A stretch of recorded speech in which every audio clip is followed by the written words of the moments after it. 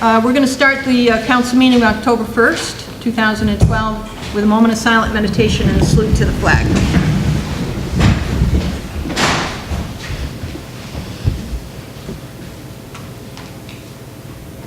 I pledge allegiance to the flag of the United States of America and to the republic for which it stands, one nation, under God, indivisible, with liberty and justice for all.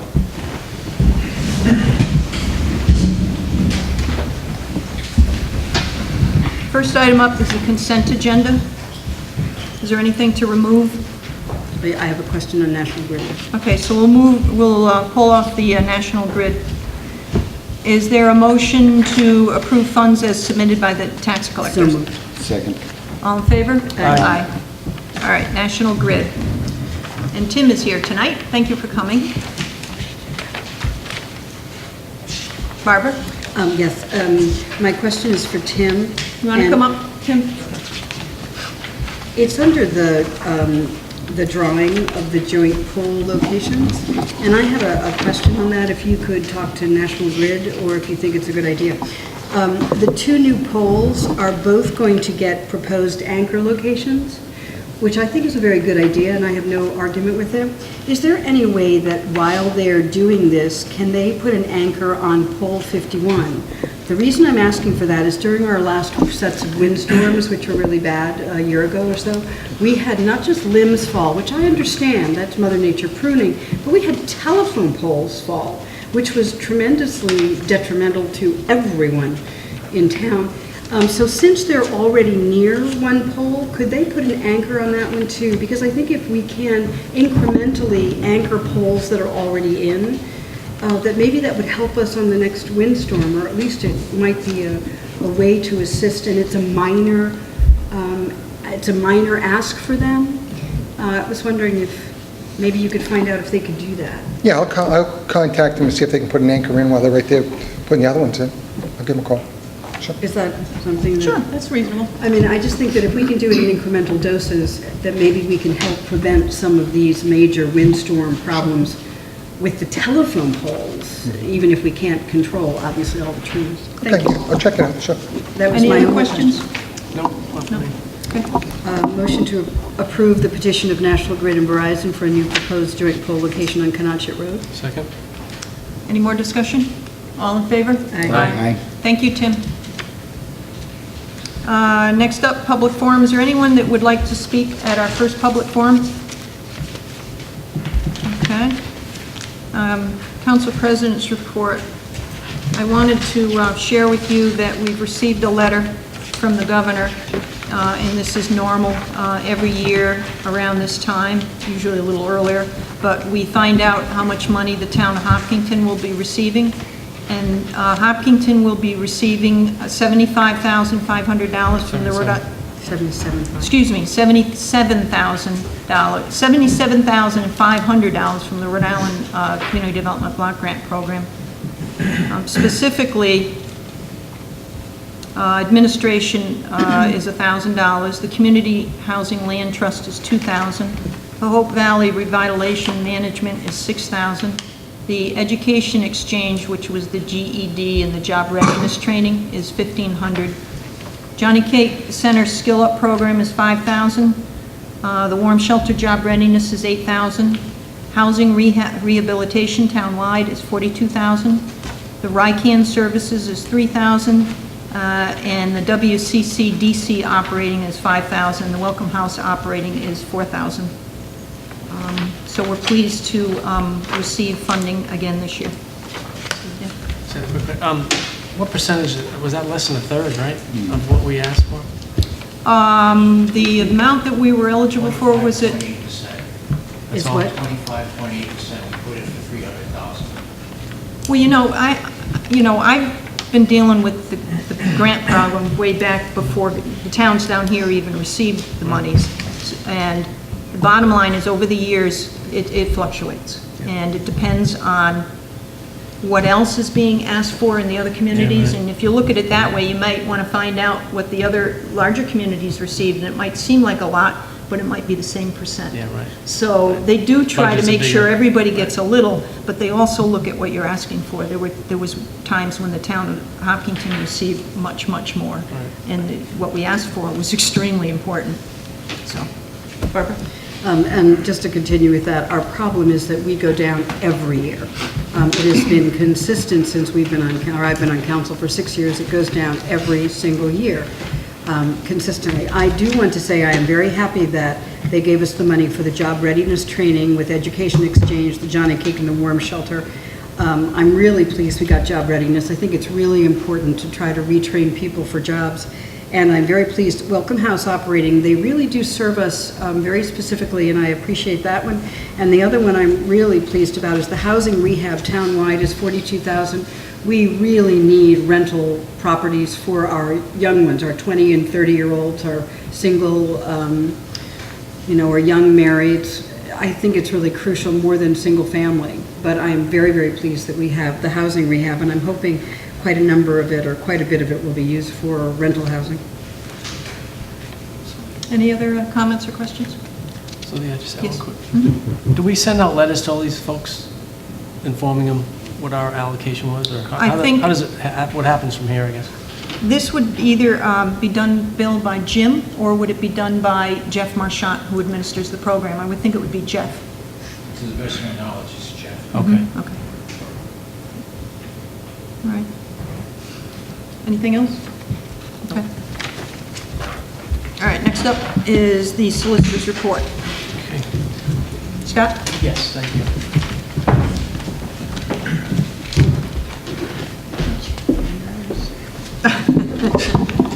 So I wanted to take this opportunity to update you on the case Mowdy versus Hopkinton and report to you that the town's insurer, the trust, has settled the case.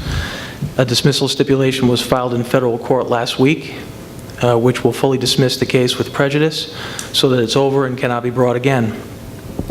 The most essential things that you need to know are that 1, the trust made the decision to settle the case. 2, the town did not contribute to the settlement amount in any way. 3, that there's been no admission of wrongdoing on the part of the town or its employees. And 4, that the town clerk has a copy of the settlement agreement. Now, there is a confidentiality provision in the settlement agreement that prohibits the town and its employees and officers from commenting on the settlement, and we expect that everyone on the town level will honor that. That's all I have to say. Thank you. Thank you.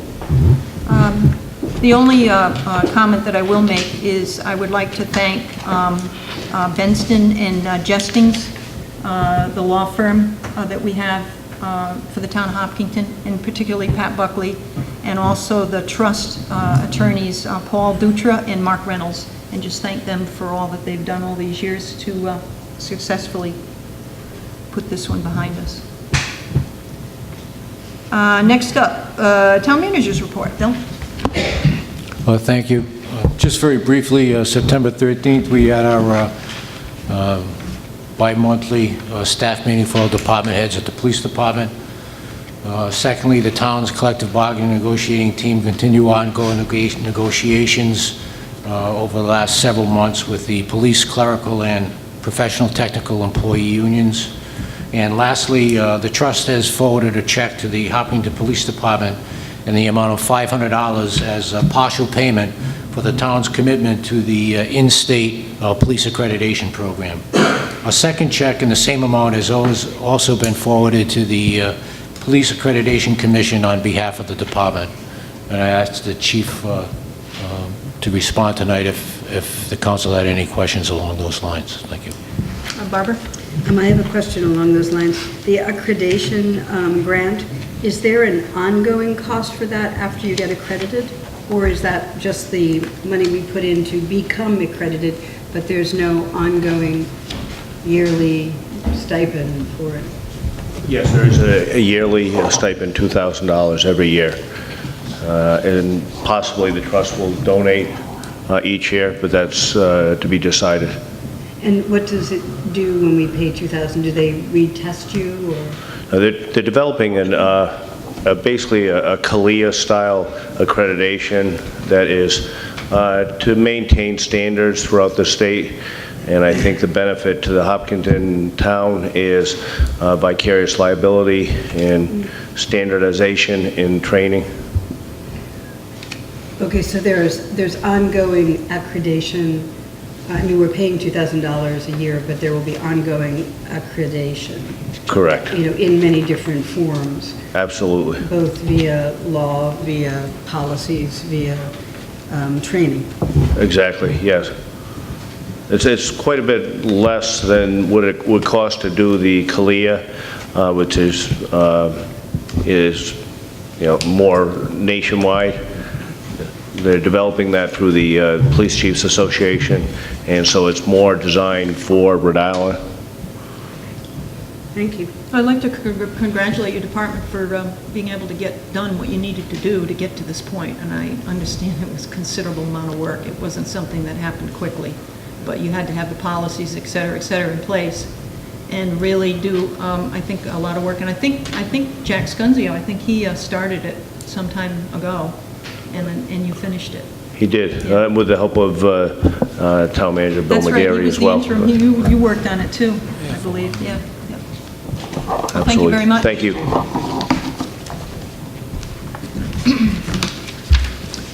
All right, next up, new business, we have the award of bid for 2 police patrol vehicles. And Ryan, you handled this? I did, Thank you. Sergeant.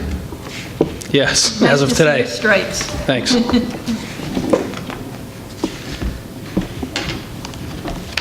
just gonna answer questions? Would you like to give us a report? Sure.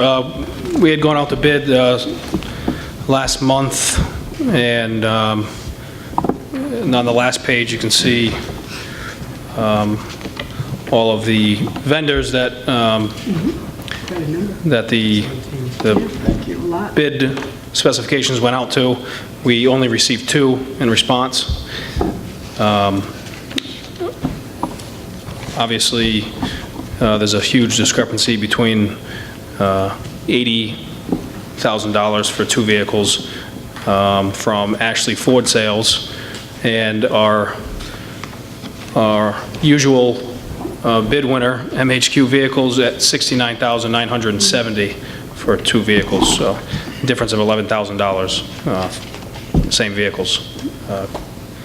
So we are asking for the approval for the 2 cruisers be awarded to MHQ of Marlborough, Massachusetts, in the sum of $69,970 to be paid over a 3-year lease with the option to buy of $1 at the end of the lease. Is there a motion to that effect? Motion Yeah. to purchase, award the bid to MHQ Second. Well, you want to finish? for the two police cruisers. For $69,970 with a 2-year lease and the $1 buyback. 3-year lease. Excuse me, 3-year Three-year lease. Okay. All right, and second. Yes. Okay.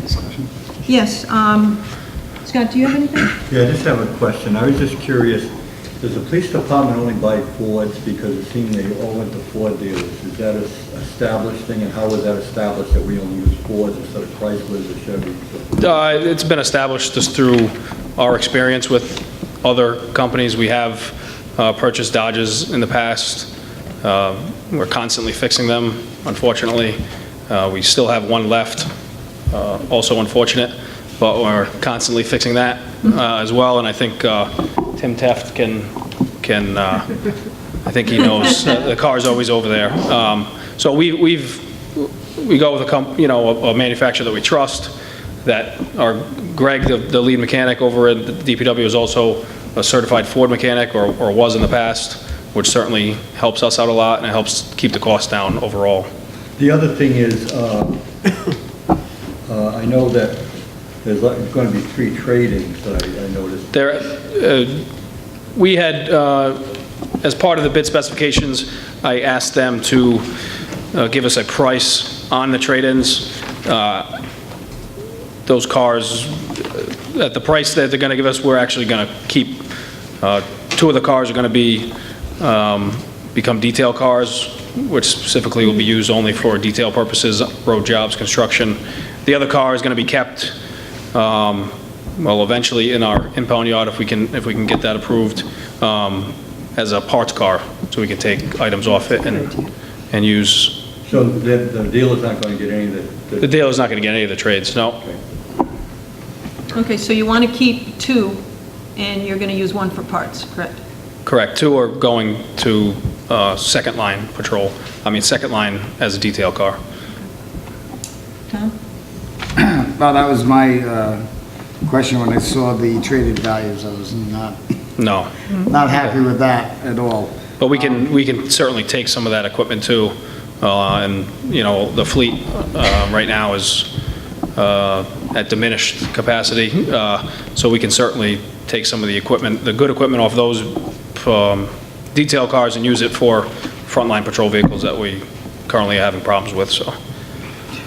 Yeah, I noticed in the bid specs, there were 4 items that I felt that we probably could take off of those cars, which total somewhere around $1,800.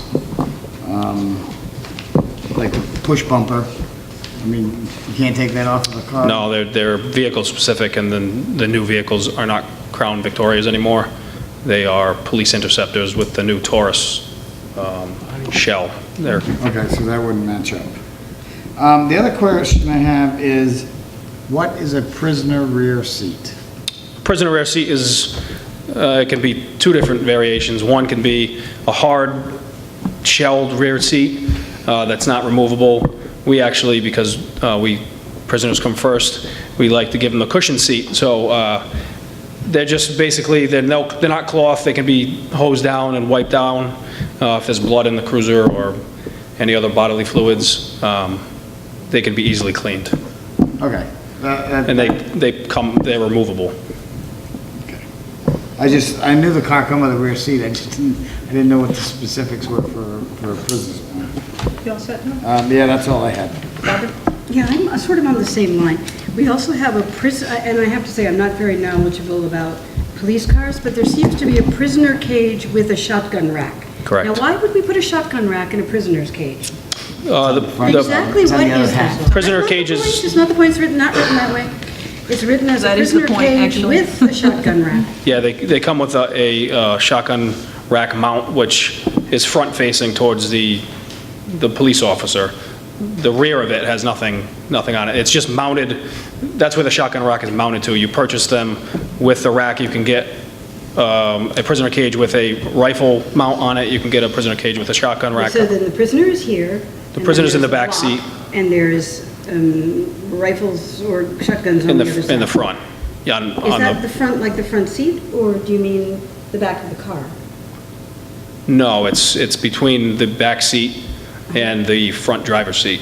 Ah, okay, that's a good place for it. Yes. Thank you. Are you all set? Yes. Craig? Hi, Sergeant. Just curious, if we were going to, I guess, turn in the other 3 vehicles, the older ones, why wouldn't they reduce that from the capital? Because we're not going to trade them in. Right, but say we were, would they drop that $2,100 from the $6,996? Yes, it would be like a credit. They would give us a credit on their end, which we have done in the past, but at that price, it's worth, they'll make more money on a construction detail. 4 construction details will pay for the trade-in value, so. And which one are you using for parts, the Dodge? No, unfortunately. We put a new engine in one of the cruisers, a rebuilt engine in one of the cruisers a couple years ago, and that engine has failed us. So that one cannot be driven on details. It can't be used at all. Could you tell us which is which? There was a 2006 and a 4, and which is which? So it's a 6.5 Crown Vic. Yeah, the 2006 is going to be the detail car. The 2005 is the one that is going to be a parts car. And the 2004 is also a detail car. Correct. When it runs. That's the Dodge, yeah. Okay, Tom, you had something else? Yeah, Sergeant Principal, you guys drop off our packets on Friday nights. Just for Barbara's sake, when you drop off her packet, could you put her in the back seat so she can see what it's like? I know, I'm sitting there. Then you know what, then you'll know.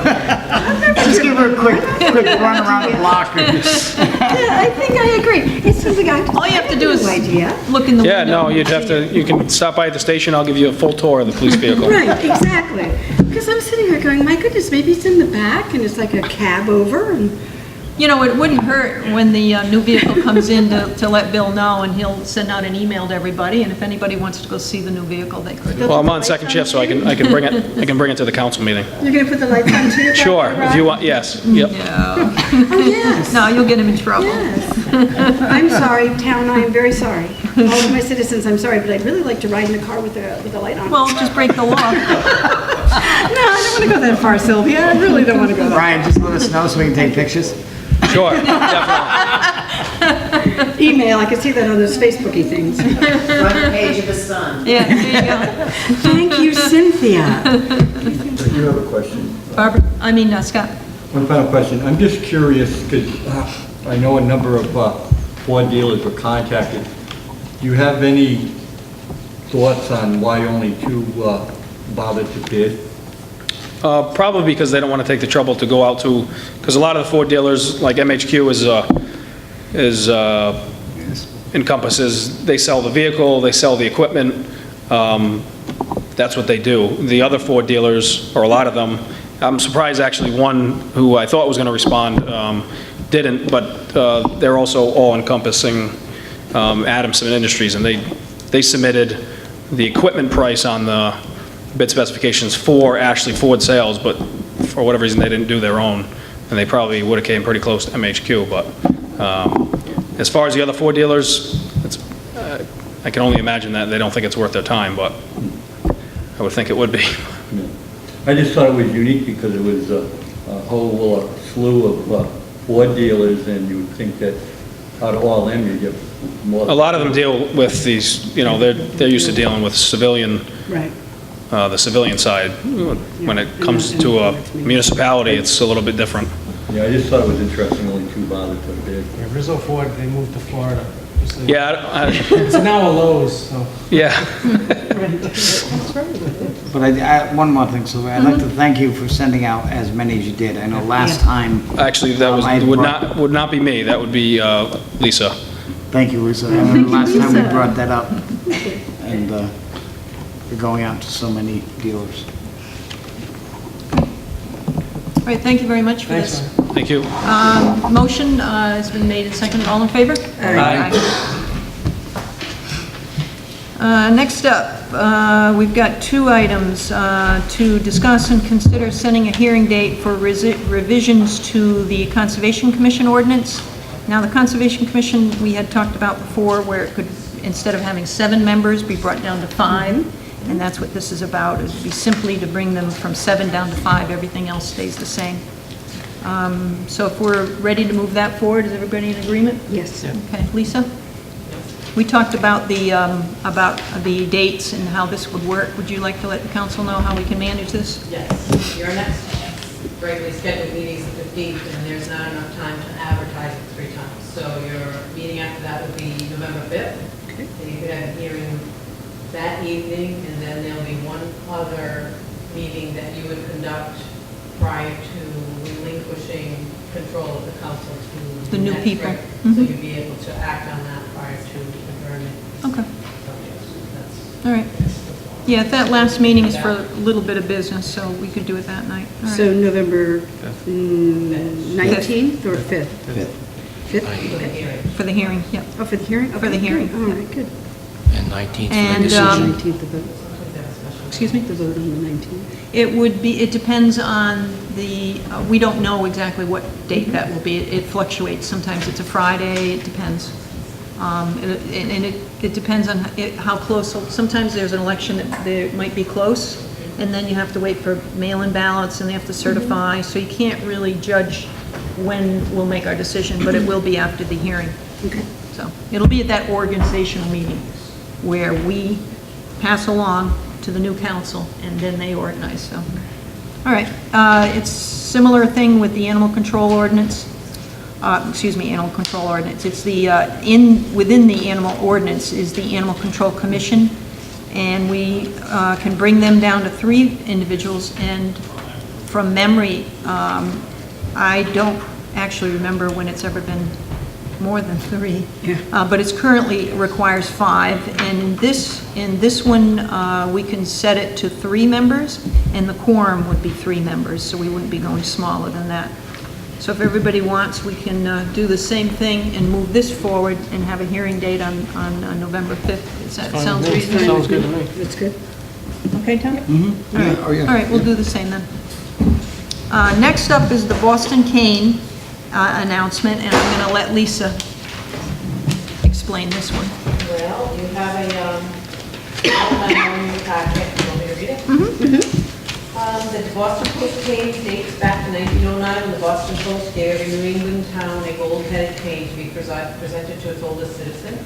Hopkinton is very fortunate that the town has retained its cane over the past 100 years, and the original cane, though, is no longer handed out. We keep that in the vault, and we now use a commemorative cane. The last recipient to hold the cane was Marion Davis, who unfortunately passed away at the age of 107 after holding the cane for 3 years. And at this point, I'd like to ask the council to join me in announcing that during your October 21st meeting, that we'll be searching for our oldest resident. Letters of nomination should be forwarded to the town clerk's office with the name, proof of birth, and residence address of prospective candidates. And in the past, the council has honored the new recipient of the cane by presenting it to the individual during the council meeting along with the council proclamation. But if the recipient is not able to come to the town hall, other arrangements can be made for presentation. I believe one other time, the council president went to the individual's home because they would have a mobility issue. So we'll be placing a press release in the paper, and I'll get in touch with you, Cynthia, if you don't mind. And maybe run it for a month and see what we come up with, and maybe that's something else that you can do before you leave office. That'd be cool. So you'll decide on the date and the cutoff date? Yes. Okay, good. All right, that'd be very nice. Something on the website too, Lisa, or no? Okay. And if you Google, which I did Google the Boston Cane once, there are quite a few groups out there, and they provide the history, and they get right into the detail of this. Yeah, oh, That's good. marvelous. Okay, well, thank you, Lisa. My wife can take it. Gonna nominate you. All right, next up, we had interviewed, in the past, last council meeting, we interviewed for Animal Control Commission, we interviewed Nancy Meisner. Is there a motion? Motion to appoint Nancy Meisner on the Animal Control Commission. Second that? And I'm sure we all agree that, or know that she worked for the, 28 years? Was it 30? Oh, okay, all right. It was for 30 years. She was our animal control director, and did a fine job, and I look forward to seeing her continue with us on the Animal Control Commission. That's great. Any other comments? No, she's marvelous. All in favor? Aye. Aye. A motion to appoint Jeanette Crothier to the Historic District Commission. Second? Any discussion? All in favor? Aye. And a motion to appoint Teresa Prescott to the Historic District Commission. Second that? Any discussion? I just wanted to say both of these women have worked really hard, and for many years with the Historic District and with the Historic Association in Hopkinton. So they're marvelous people to add to this. I would say that I serve on the board of the Historical Association, Hopkins Historical Association, both women, and they certainly have a proven interest in the history of the town. All in favor? Aye. Next up Aye. is the Charahoe Audit Subcommittee. Yeah, I'd like to And I- make, no. Let me, if you want, I'll Go let ahead. everybody know what the terms are. The Charahoe Audit Subcommittee was established sometime before 1995, I'm not sure when, it's a subcommittee of the school committee. They meet twice a year. They, currently, there should be 2 members from each town. In Charlestown, one of the members is on the school committee. In Richmond, one of the members that's on the audit subcommittee is also a school committee member. So Charahoe School Committee would like us to make a recommendation of who we'd like to see, and then it'll go to their committee so they can vote on it. So I'm just making the point that we want it to be a Hopkinton resident, it could be an elected official or not, so. But it's not our appointment technically. No. No, it's our recommendation. Mhm. Sylvia, there's only one member currently, right? There's one member now, yes. Ken Mott is the member. Right. All set? Yep. Okay, I'd like to make a motion to recommend Dorothy Gardner to fill the position of the Charahoe Audit Committee. Second? Discussion? Barbara? Yeah, I would like to at least, I have nothing against you, Dot, I think you're marvelous, but I really would like that out for a month. I mean, it really needs to be out there so people can decide if someone else would like to be on the audit committee and apply. I don't think we should just pick, once we know there's a problem, they should have given us a little more notice, but I don't think it's appropriate to recommend the moment we know something. I really think we need to at least advertise to let people know that this is out there to see if anyone is interested. And it's nothing against you, Mrs. Gardner. I think you're quite marvelous. I understand Councilor Capalbo's concern about that, and we often heard speeches about open government and the like. I supported Dottie Gardner because she's, for the school committee appointment, she's one of my favorite school committee people. This is kind of a tricky appointment because it's not our appointment. It's strictly the purview of the Charahoe School Committee, so we're making a recommendation. And it's also tricky from the dimension that there's a tradition, although not required, that you have somebody on the school committee, on the audit subcommittee. And I also see it's tricky because you would think if you have an audit of an institution that the people on the governing board, which would be the school committee, they wouldn't be doing the audit. You would have somebody, so that's three dimensions or three perspectives. So with nothing personal against you, Dot, I will join Councilor Capalbo and perhaps other councilors and support, at least putting it out, not that I wouldn't eventually support you, but I think I enumerated my concerns, and I thank Councilor Capalbo for bringing them forward. Thank you, Scott. Any other comments? Yeah, I think it's just a recommendation, so I don't think it's really has to go out to advertising. At least I don't think so, but I think Dot does a great job. She gets, she crawls under the skin of most of the people on the committee, and I think she'll ask the right questions, so I would recommend her, so. Also, the reason I made the recommendation was because Mrs. Gardner has served on the school committee for a while, and she's been through their budget process, so she knows how that works. Barbara, you and I have tried to delve into the Charahoe budgets for years now, and they are a very complex animal. So I think with the background that she's already possessed by going through those budgets, I thought it would be an asset for the town. Barbara? See, I agree with you on that.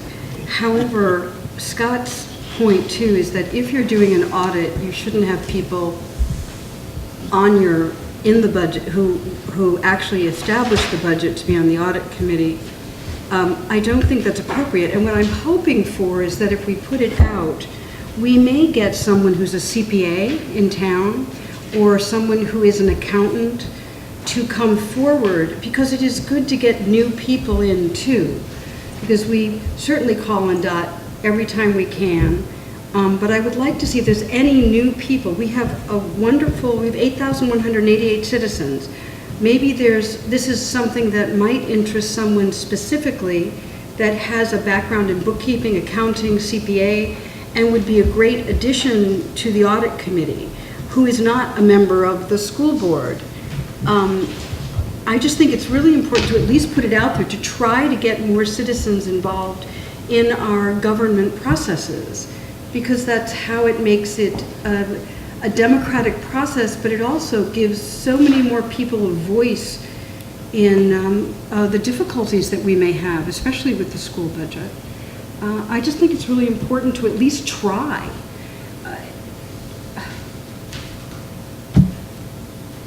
The Charahoe audit is, of course, conducted by the appropriate auditing firm.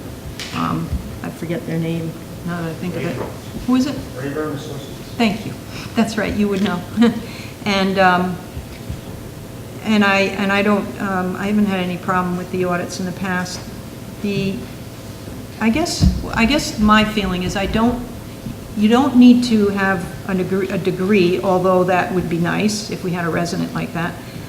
I'm more in line of the individual who's going to, you put it in a certain term, you get under somebody's skin, but the person who's going to ask the questions, who's going to say, well, why do we do it this way, and why is this done here, and could you explain this to me? So what I like about Dottie is that she is a thinking member, and when she doesn't know something, she'll find out what it is, or she'll ask at the committee meeting, or she'll do her little magic on the computer, and the next thing you know, you've got documents to back up, or that explain whatever it is she was after in front of you. So I don't have a problem with moving forward with Dottie's appointment just because of her proven track record. And I understand that it's nice to advertise, but this is, I'd like to see somebody in there now. I know that the other two towns have a school committee member on it. I'd like us to be on equal footing and also have a school committee member on it. So. Then my question is, Dot will be off the school committee as of November, and then she will not be on, and I believe this appointment or this recommendation is for 3 to 5 years. It actually ends up at Charahoe, they don't have term limits. It seems that whenever they Right, have so- committees, it goes on and on and on. Right, so whoever you put on, you now have on forever. Not that I don't love you, Dot, but you're not even allowing someone to come forward who might actually be tremendously interested in this. It is a way to stifle the amount of citizens that add into the municipal discussion. Let's see, we got an election coming up, and for Charahoe School Committee, we don't even end up voting because we It's had, George and George Abbott, I'm glad he's back on the school committee, but we didn't have an outpouring of any, we don't even have anybody to vote for. We don't have a choice. So and I don't think it's apathy, and although that plays a part, there are a great many people out there who would like to get involved, but they can't because they're working too hard all the time, and both parents work, and they've got kids, and there's a lot of that. And so they rely on those people who are willing to put forth the effort. She puts forth more than enough effort, and I have absolutely no qualms in appointing her. And if we advertised, we probably wouldn't get anybody. But I understand your point, you don't know. I have absolutely no qualms in voting tonight. So I think we've all made our points. Dot, do you want the recommendation? Sure, I can. Maybe if you can just expand. Issues if you'd like. Okay.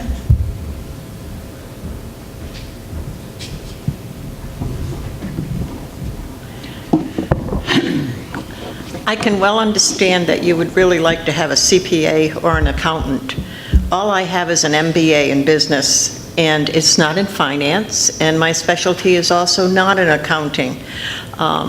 When I was employed, my specialty at that point in time was in auditing pharmaceutical sites. In that sense, I did not necessarily do balancing of ledgers, but I did look for errors, omissions, or possible mistakes. And certainly that has been one of what I consider one of my duties as a member of the school committee, is to try and find out ways to do things better. And as you say, Barbara, I'm not an accountant, and I would not pretend to be, and I'm not a CPA. So all I can tell you is I would be interested in being on the audit committee because it would provide me with the opportunity to follow up on some issues that I have seen as a member of the school committee, but I can't discuss because many of them were discussed in a preliminary fashion in executive session. So I would have the opportunity to follow up on some of those issues. Other than that, I think it's your right to choose whomsoever you would wish to choose. And if you decide that you would like me to be on the audit committee, and if you should find a CPA or an accountant who would like to be on the audit committee, I would be more than happy to resign and give up my position to someone who is more qualified. But at this point in time, I may be the best bet that you have. Thank you. All right, why don't we go to vote? All in favor? Aye. Opposed? No. No. Okay. Motion carries. Thank you for putting your name in. Last up is our public forum. Last public forum, is there anybody that would like to speak at the last public forum? Yes, I'd like to. We don't, that's an open meetings problem. Yeah. Oh, you're not, you want to go to adjournment, right? Well, I just want to Okay, say, you're not going to speak under public forum, right? I was going to say who I was going to adjourn, remember? Oh, okay, all right, well Oh, then, that's we'll fine. get to that when we get to Yeah. adjourn. I thought you were going to speak under public forum. Is Well, I there, was. is there anyone in, well, you don't need to, because that would be, Yeah, you can, whenever you want to adjourn in someone's memory, we'll do that when we get to adjourn. You don't have to do it ahead of time, that's okay. So I don't think there's anyone who wanted to speak. All right. Scott, you want to make a motion? I'd like to move that the Hopkinton Town Council adjourn in memory of my uncle who died on September 22nd, 2012, Frank Bill.